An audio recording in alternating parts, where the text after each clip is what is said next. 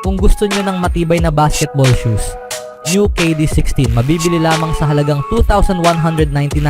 I-click lamang ang link sa comment section. Ang guard ng Dallas Mavericks na si Klay Thompson ay maaaring lumipat na sa South, ngunit ang kanyang puso ay nananatiling nasa Bay Area. Ang 4-time champion ay umalis sa Golden State Warriors ngayong off-season matapos ang 13 years na nagtapos sa isa sa pinakamagandang yugto sa kasaysayan ng NBA para sa isang team. Nag-post si Thompson ng isang taos-pusong mensahe ng pamamaalam nitong Sabado sa pamamagitan ng Instagram.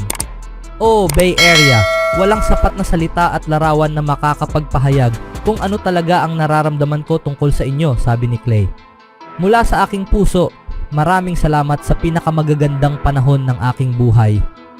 Napakalaking karangalan na isuot ang jersey ng Dubs mula sa unang araw ko sa team. Talagang nais ko lang gawin kung saan ako maging pinakamahusay at makatulong na magdala ng maraming kampyonato sa abot sa aking makakaya sa isang lugar."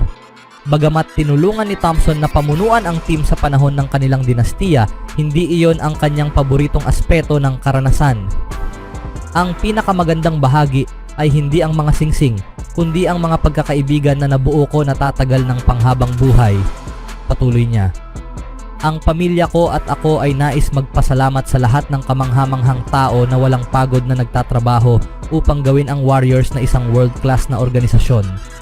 Huwag malungkot na nagtapos na, maging masaya na nangyari ito hanggang sa muli nating pagkikita," na may caption #ForeverChamps, #SplashBrosForLife, #OaklandForever.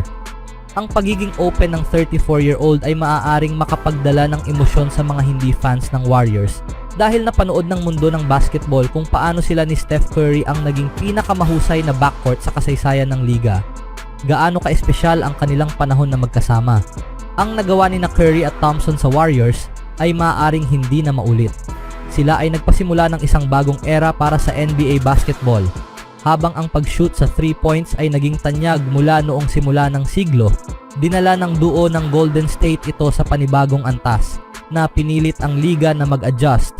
Si Curry ngayon ay nangunguna sa all-time list sa mga 3-point field goals, habang si Thompson ay pang-anim. Walang ibang starting duos na malapit sa kanilang mga ranggo. Ang palayaw na Splash Brothers ay binuo ng manunulat ng Warriors.com na si Brian Witt noong 2012 sa pamamagitan ng X account ng team. Anong masasabi nyo mga kaibigan sa hangarin ni Klay Thompson? Sa ibang balita naman mga kaibigan, simula noong unang magharap noong 1952, hindi pa kailanman natalo ng Pilipinas ang Brazil. Ang isang makasaysayang panalo ay magdadala sa kanila sa FIBA Olympic Qualifying Tournament 2024 Riga Final. Maraming tao ang inaasahan na mananalo ang Brazil sa Group B ng FIBA Olympic Qualifying Tournament 2024 sa Riga.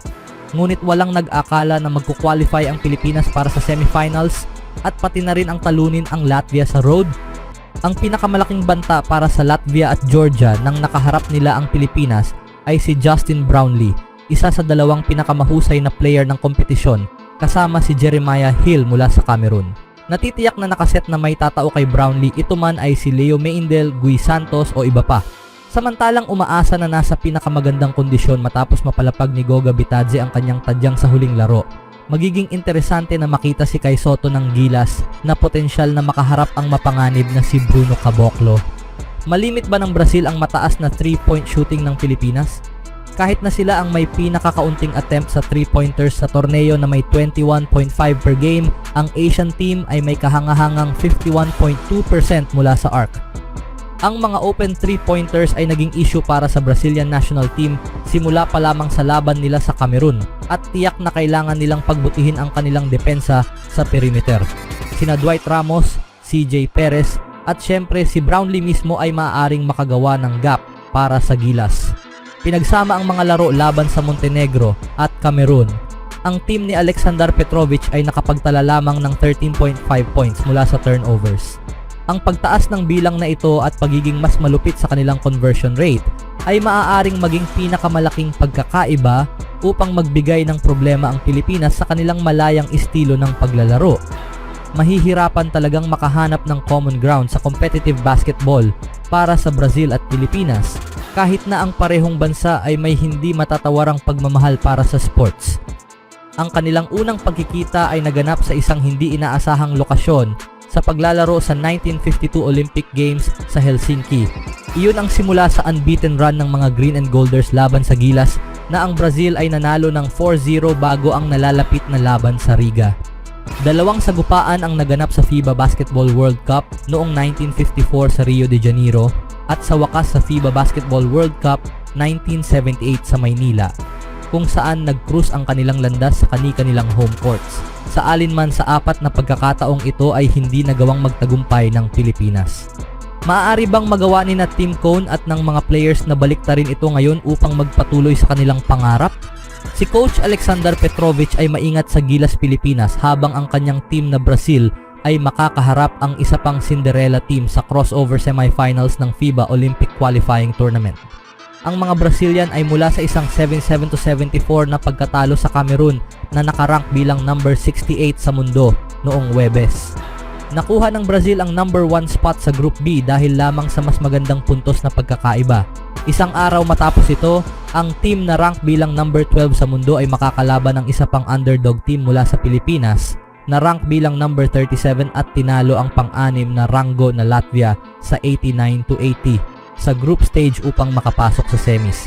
Ang semifinals sa pagitan ng Brazil at Pilipinas ay magaganap sa Sabado, 8:30 PM Philippine Standard Time.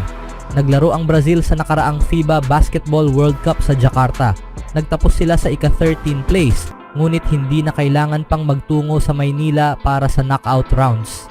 Sinabi ni Petrovic na ang Gilas ay nagtataglay ng ibang hamon kumpara sa iba pang mga team na kanilang hinarap, kabilang na ang Cameroon. Nang tanungin tungkol dito sa isang post-game press conference, sinabi ni Petrovic na ang Cameroon ay may mas pisikal na estilo ng laro habang ang Pilipinas ay mas technical. Kung hindi ka handa na harapin ang pisikalidad na mayroon ang mga African teams, ikaw ay nasa malaking problema dahil sila ay halos nasa ilalim ng rim, pinipress kanila, at kailangan mong magkaroon ng malinis na mga ideya. Ang Cameroon ay ganitong klase ng team, sabi ng Croatian coach. Ang Pilipinas ay ganap na magkaiba. Isa itong highly technical na team na may mahuhusay na players. 4 o 5 sa kanila ay naglalaro ng higit sa 33 minutes. Napakahirap silang ihambing. Ganap na magkaiba, sabi ni Petrovic. Mayroon silang mahuhusay na players na naglalaro ng one-on-one at una sa lahat, kailangan namin ng matinding depensa, sabi ni Petrovic, kapatid ng yumaong NBA great na si Drazen Petrovic. Sa huli, sinabi ni Petrovic na ang pagiging malapit sa layunin na makarating sa Paris Olympics ay sapat na motibasyon para sa team. Tulad ng lahat ng iba pang team na nakarating sa semifinals ng torneo, 2 laro na lang ang layo namin mula sa aming pangarap. Kailangan naming kalimutan kung sino ang wala na sa amin. Kailangan naming hanapin ang aming enerhiya. Kailangan naming maghanap ng paraan upang talunin ang Pilipinas, sabi ni Petrovic. Anong masasabi niyo mga kaibigan sa paparating na laban? Always do it on my own, so I gotta get through it. And the only thing I know is to love what I'm doing. Never give up, never slow, till I finally prove it. Never listen to the no's, I just wanna keep moving. Keep my head up when I act, head up that's a fact. Never looking back, I'ma keep myself on track.